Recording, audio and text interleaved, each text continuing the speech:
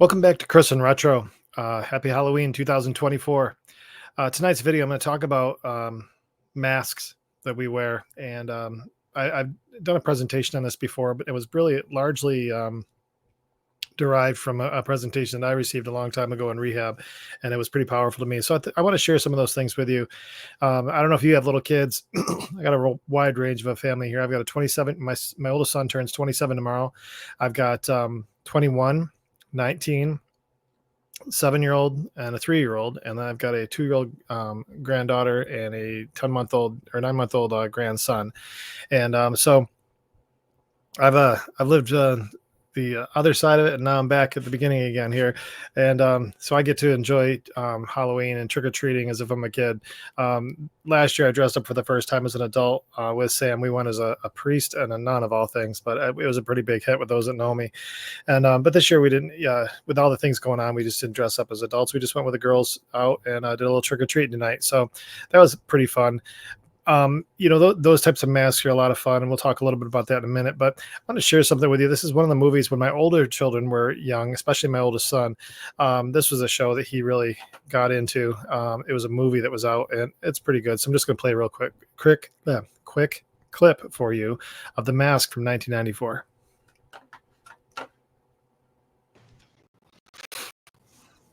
That's correct, Wendy. We all wear masks, metaphorically speaking.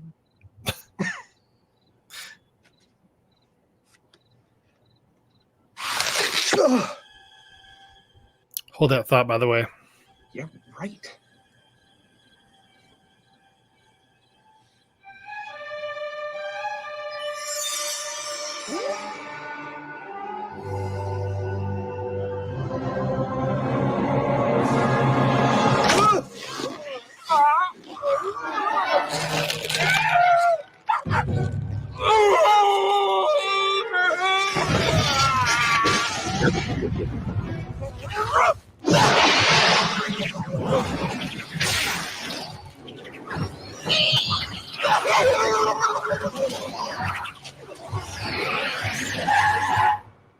Smoking!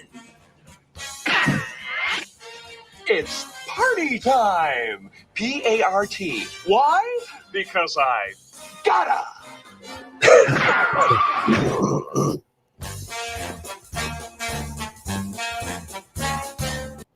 So if you haven't seen the movie, I'd recommend you see it. It's kind of a cute movie, corny but cute. There were kind of falls along the same line of The Nutty Professor, where his potion made him something that he helped him deal with things that he wasn't proud of as his weight.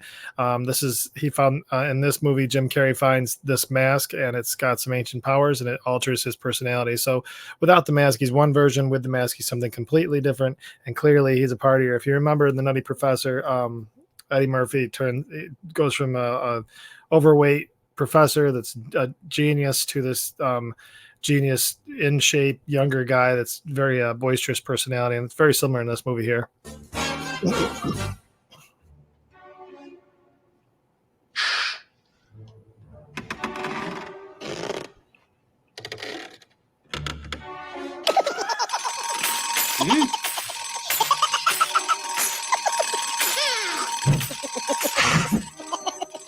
Hey.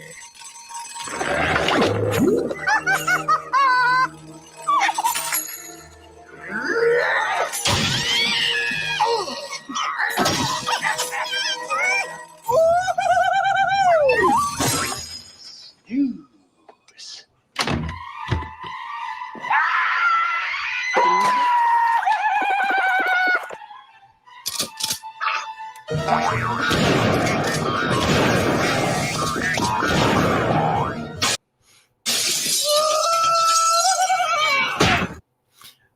All right, you get the idea. So he pretty much turns into a menace with this character that he's playing, and it's a humorous movie all the way through. So basically, this mask turns him into something that's bigger than life with him, and so for Jim Carrey in this movie and the character that he plays, it really gets him into a lot of trouble. But he becomes this very formidable person with this very boisterous personality. I think it's kind of funny that the line he said in the mirror is that's time to party, or something. Somebody let's party or something. I forget how he just said it or whatever. But anyway, the point is like he just felt so bold because of this mask that he had and the power that this mask gave him, because it transformed him into something else that he wasn't otherwise thinking of himself, or that others probably even saw him. Same thing happened in the Nutty Professor. Masks, as we wear them, like tonight, my kids all became something different. So my daughter this year was a baby shark. So everything's baby shark. She got baby shark shoes, baby shark backpack. Well, now she became a baby shark for Halloween. And then my 7-year-old, or my 8-year-old, she became she was one of those inflatable costumes where it was a big dog and it looked like she was a cowboy riding the dog. So, they were a lot of fun, but those are the masks more for fun and more of the holiday tradition relative to trick-or-treating as we participate in. Um, a lot of these characters are, some are scary, some are funny, some are characters. As adults, we use them for different reasons, and some, for fun, and some for fun that aren't necessarily things that you'd want your kids being around. And we saw some of that tonight. Actually, I was seeing some of these adults that were over the top dressed for their young child, and I'm sure their party was going to continue on in the night, but it allowed them to hide their identity. And that's another portion that masks do, is that you think about people that rob a bank. You put a mask on so people can't see who you are while you do awful things. And those are some of the other reasons why we wear masks. In our lives, he said, metaphorically speaking, we all wear masks, metaphorically speaking. Well, we do. And we do. And especially those of us in recovery, we have different masks that we wear. Those of us in active use, we have different masks that we wear. I've joked on here before about the nature of who I was when I drank too heavy. The person I was in going into it was the person I was going to be over the top when I was drinking. So if I was mad, I was going to fight everybody. If I was feeling romantic, so to speak, I was going to repopulate the town. If I was humorous or in a great mood, I'd be, a Mr. Comedian. The point is that those masks with alcohol became a mask for me, and it changed my setting and made me more outgoing than I probably otherwise would have been. Those masks also can take us down other roads where we're very self-deprecating. So rather than having this grandiose notion that this mask does, but it also can put us in a place where we're very self-loathing. And so it can either give us strength, or it can cause us to feel real down. In both cases, it can lead to a lot of manipulation. And again, I'm speaking of these thought process masks that we do that are brought on through things like alcohol, or just, some mental health issues that we might be struggling with, or trauma. A lot of times we can, take on different persona to have our version of how we're going to deal with trauma. All of those things, I think, have some element of manipulation, because not only are we putting ourselves in an area where we're gravitating towards with our mental health state at that point in time, we're also trying to get other people to see us in these certain ways. I had originally alluded to, what I had heard in rehab and this exercise. None of you guys remember the Hamburglar mask? It's like that, or Zorro. It was just a black little patch across your face, and it had a little strap around your head. I had one actually as a little kid. I love that freaking thing. I was a big Zorro fan, by the way. If I had a wiffle ball bat or a tomato steak, I'd do the whole Z on the wall. I love Zorro. And but that mask was black, the little eyes holes like about that big there, and that was your mask. Well, this presenter that I saw took that mask, just the outline of it, nothing real fancy, and he had it on an 8.5 by 11 white piece of paper. And he asked everybody to, on the back side of that paper, the inside of the mask, the how the part of the mask facing towards your face, to take a pen and write down every single thing you think about yourself, how you see yourself, how you think others, in that case, how you see yourself. What do you believe to be true about yourself? And you write all those things down in there. And also what you're trying to mask for other people to see. We look at I mentioned the bank robber thing because we're trying to hide our identity. Well, in these cases, we may think certain things about ourselves, and the masks that we put on are to hide these things that we aren't really proud of, or perhaps things that we don't think very well of ourselves. And in those masks, they really become self-preservation, or also tools to make sure we continue to get away with things that we know aren't right. This person also said, now flip the mask over. So now flip the page over. So this 8.5 by 11 sheet, we flipped it over. And on the front side of it, where the drawing is, now that the back side didn't have the drawing, the front side did. On the front side, we write down how we think other people see us. Backside was how we thought about ourselves and how we thought we were actually. And then the front side is what we thought people saw us as based on these masks that we put on. And then he asked the group to change pages. You hand one to the person next to you, that person hands you theirs, or just mix and match. There really wasn't any rhyme or reason to it, as long as somebody else had somebody else, so that you were not holding on to your own mask paper at the end. And then we started reading how people saw themselves versus how other people see them. It was a remarkable difference. Because in these places where we're honest with ourselves in that exercise, and really nobody really had a real reason to manipulate the program at all. I mean, some probably were not real straight with everybody, but I know for sure I was, and I think others were as well. Now, it's been a bunch of years, so I don't remember exactly what I put on my mask, but I know for sure I still have these challenges.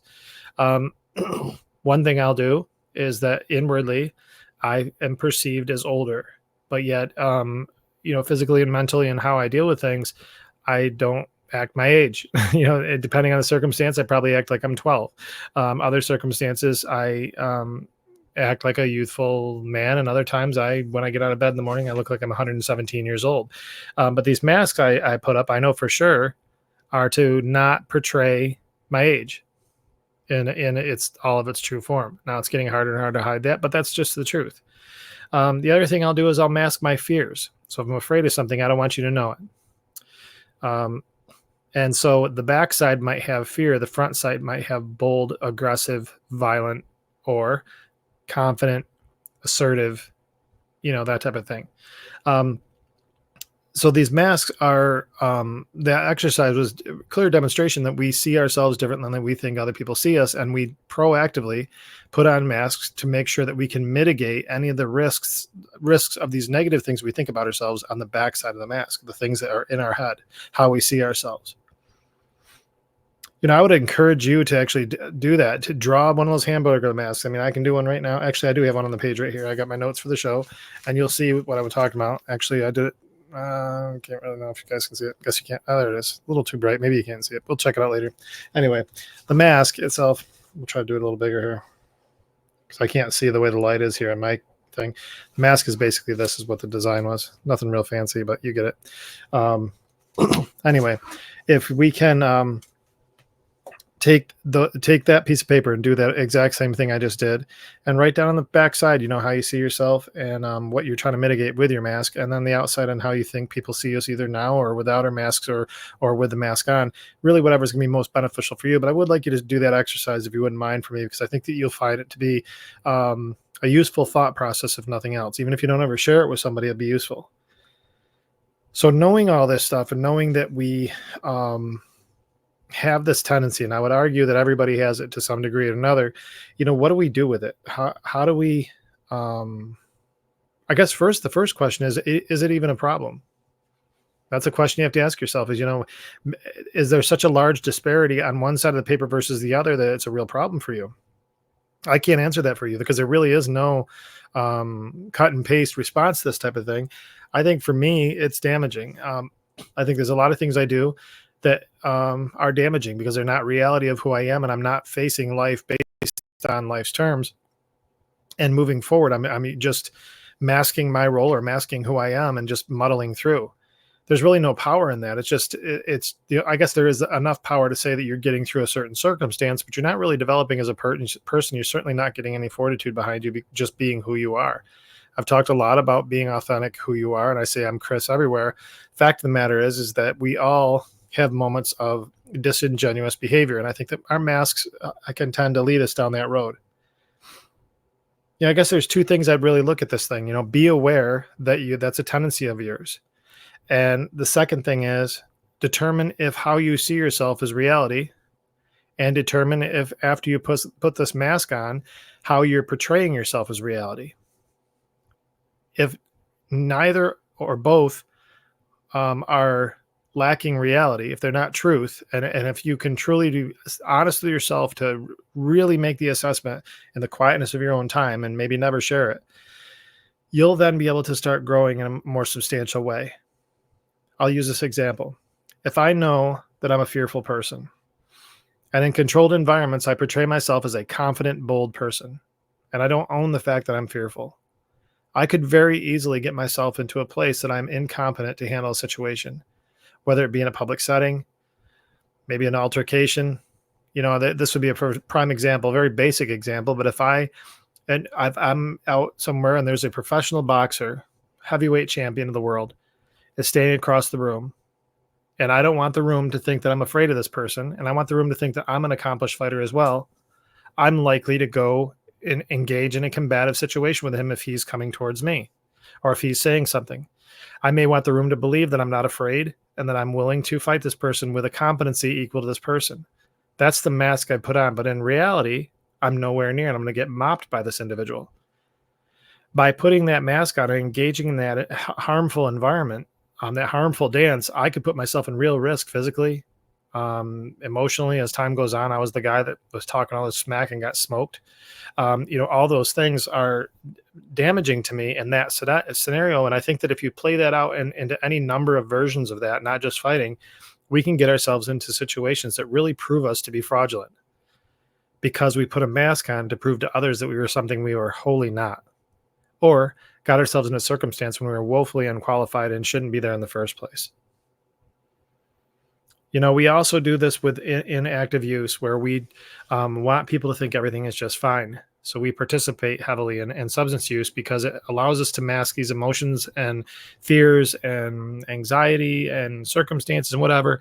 Or maybe we don't, whatever the situation is where you need to be more bold. Let's say that you just have, social anxiety. Well, substance use can somewhat mitigate that unless it gets too far. And then you're operating, intoxicated and not actually do anything to help your cause, but your mind is telling you that you're doing better than you actually are.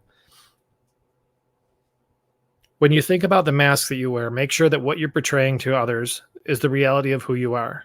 If you're down, I'm not saying go cry all over everybody. I'm not suggesting that at all. All I'm saying is that if you're down, perhaps it's not the best to put yourself in a situation that's going to test your confidence. If you're down, maybe you just recognize that, refortify, get your support group around you to help build you back up, and then insert yourself in areas where it might be a little bit of a stretch of your skill set or your confidence or your anxiety or whatever else.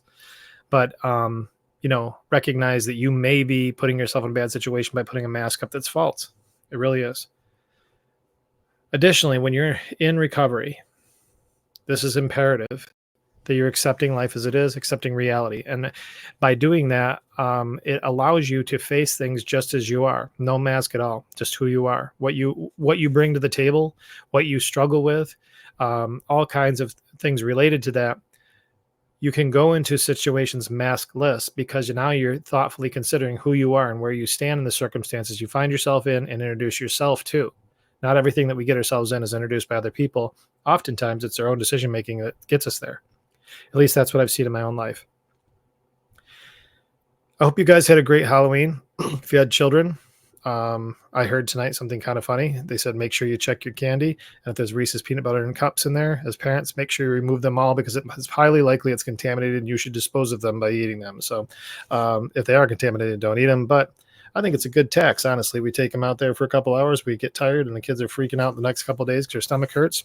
I don't see any problem at all with you guys taxing your kids with a Reese's peanut butter cup or two.